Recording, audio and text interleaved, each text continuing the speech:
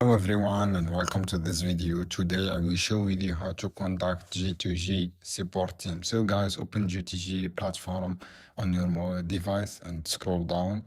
You find this option guys, help center. Click this help center and you have two options guys. You can enter your term to support team here, or you can click submit a ticket as you can see here.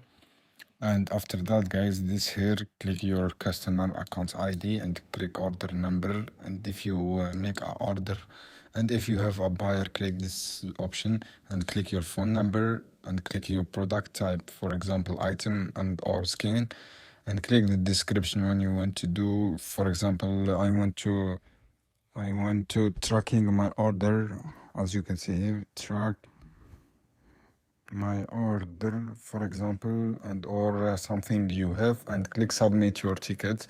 This is option to contact supporting guys. I hope this video helpful for you. Then thanks for watching this video. See you on another video soon.